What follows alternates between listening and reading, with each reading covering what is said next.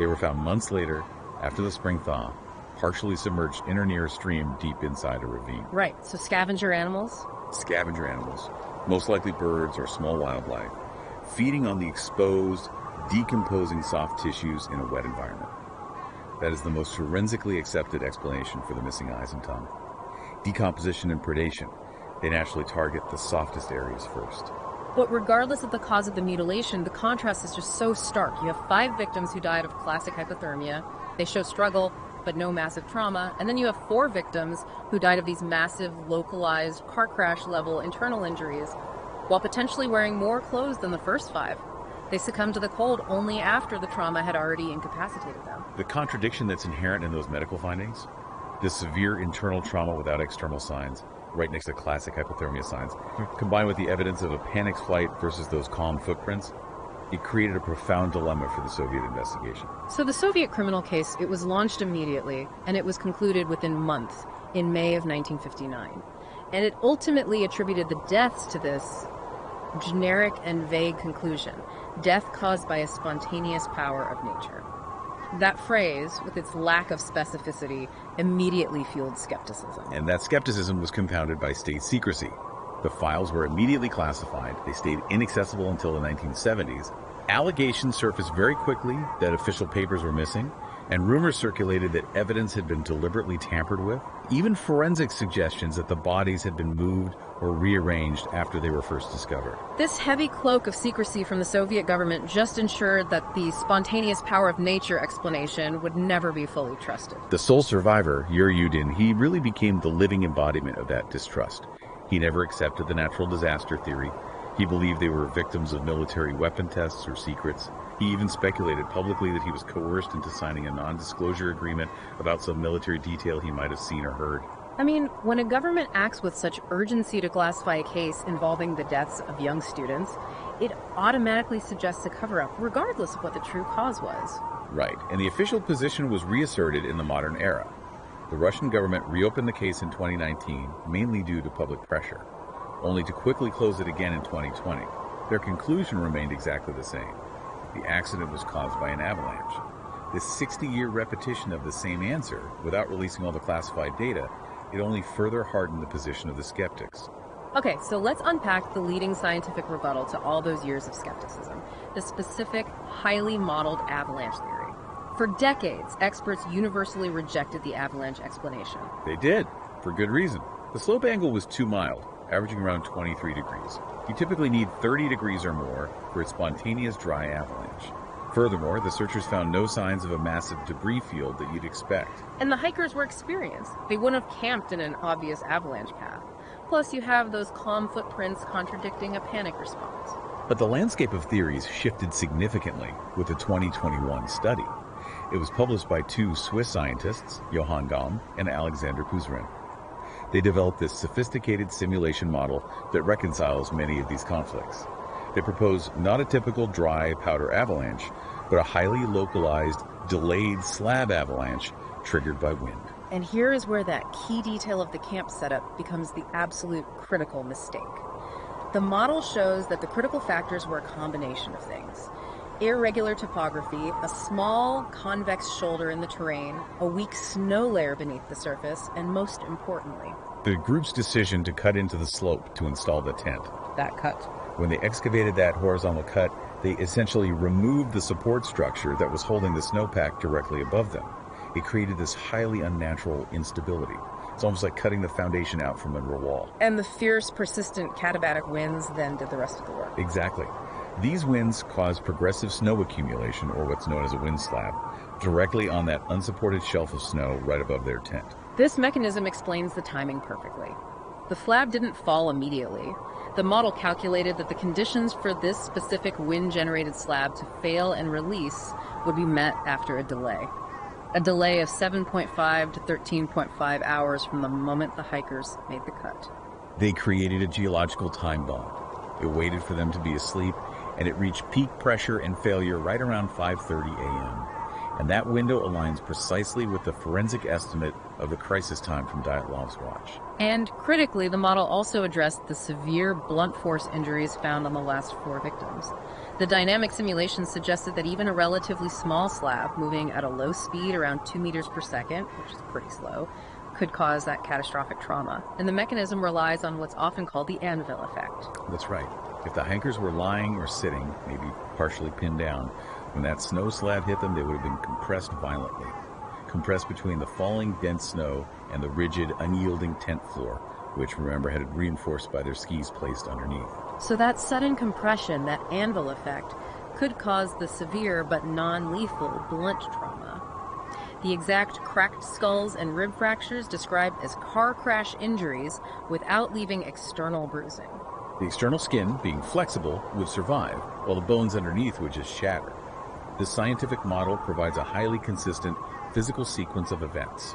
The sound and impact of the slab hitting the tent, causing the trauma, the immediate panicked realization they had to escape, the rush to cut the tent open instead of struggling with zippers buried under pressure, and then the flight into the cold. It even offers a potential explanation for the calm walk. If the slab hit, caused the injuries, and then settled, the immediate physical threat was over. The survivors, maybe injured or in shock, would have been highly aware that another slab could follow. Their immediate rational goal would be to get to the safety of the tree line. So they walked calmly, injured, toward the woods, prioritizing saving energy over an all-out panicked sprint. But, despite the elegance of this scientific model, many elements stubbornly resist inclusion. We have to shift now to the theories rooted in military activity. Specifically, the compelling issue of the radioactive trace found on some of the victims' clothes, which the slab theory just can't explain. It's the most enduring alternative narrative, and it's rooted in the political climate of the Soviet Union. There is circumstantial evidence suggesting the area was used for rocket launches or military testing. Investigators collected reports from other trekking groups, dozens of miles away that night, who claimed to have seen glowing orange spheres floating or streaking across the sky. A detail some attribute to coincidental Soviet missile launch tests. The sound or the flash of a remote explosion, some people hypothesize, could have triggered an acoustic shock, which just terrified the group into thinking an avalanche was imminent, causing the initial cut and flight. But the truly anomalous physical finding was the radioactivity. Traces of beta-emitting radionuclides were found on 9 pieces of clothing worn by the 4 bodies discovered in the ravine. This is physical, measurable evidence. It's difficult to just dismiss. And we have 2 sharply conflicting expert opinions about this contamination. The official Soviet stance, which was later echoed by some modern Russian nuclear physicists, argued that the contamination was minor. They often characterized it dismissively as a soap bubble. They suggested it could be explained through mundane means, maybe pre-exposure.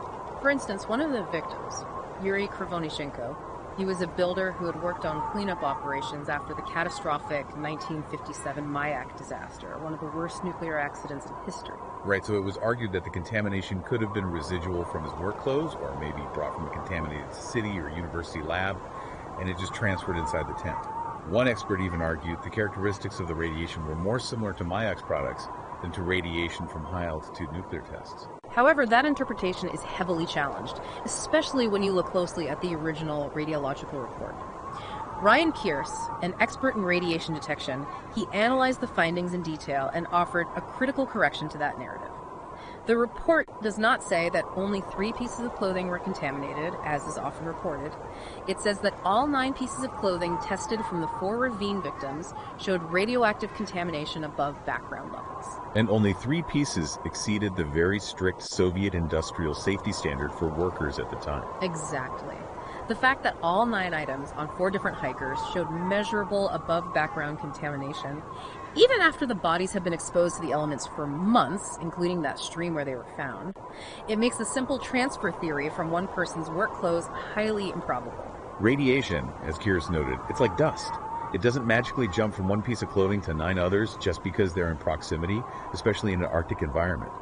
This suggests a specific localized contamination event happened at the pass. So if it wasn't pre-exposure, what was it? Pierce advanced a highly speculative but intriguing theory that's linked to those secrecy claims. The idea of an amateur staging of the bodies after death. This theory posits that after the initial catastrophe, whether it was the slab, a military event, Whatever officials or military personnel realized they had a high-profile situation with these high internal trauma injuries, so they decided to move or hide the most severely traumatized bodies in the ravine. And to hasten decomposition to potentially destroy evidence of the injuries, someone amateurishly dumped a chemical agent containing potassium, specifically caustic potash or potassium hydroxide, on those 4 ravine bodies. Potassium, of course, contains a naturally occurring beta emitter. The intent would have been to accelerate the decay of the soft tissue, though the Soviet personnel may not have realized that the caustic potash itself would leave a measurable radioactive signature that was still detectable months later. This would explain why all 4 bodies in the ravine had contaminated clothing, why the contamination was so widespread across 9 pieces, and why the concentration was high enough to be measured, but not astronomically high like a direct nuclear blast. It suggests a desperate, poorly executed cover-up, regardless of the initial cause of death. Finally, we should briefly touch on the truly non-scientific theories that just capture the public imagination. The mountain's name, Kholat Shakor, meaning dead mountain. It carries significant weight in the lore of the local Mansi shamanic tribe. They are said to avoid it because of previous unexplained deaths. And this naturally leads to local legends, the persistent idea of a Yeti or snowman attack, which it fails to explain the medical specifics, the blunt force trauma without external lacerations, or the fact that nothing was eaten or taken. Or the reports we mentioned of glowing orange spheres in the sky that night, which continues to fuel speculation about UFOs or exotic secret military weapons involving things like electromagnetic pulses or infrasound. The infrasound theory is an interesting one. It tries to marry the external natural world with the internal psychological panic. It suggests that under specific wind conditions, like those high-speed katabatic winds rushing over the irregular topography, the mountain could produce powerful, low-frequency sound waves. These waves are inaudible to the human ear, but they can induce extreme, uncontrollable panic, vertigo, nausea, and this profound, paralyzing sense of terror. It would force the hikers to flee the safety of the tent without reason, believing they were under attack or that the mountain itself was moving. As we try to synthesize these, extraordinarily complex and contradictory pieces of evidence, the scientific elegance of the delayed slab avalanche, the undeniable forensic trauma, the confounding presence of localized radioactivity, it's vital to bring our focus back to the human cost of this tragedy, and we can do that mainly through the lens of your Udin. Udin's life was defined by the day he turned back.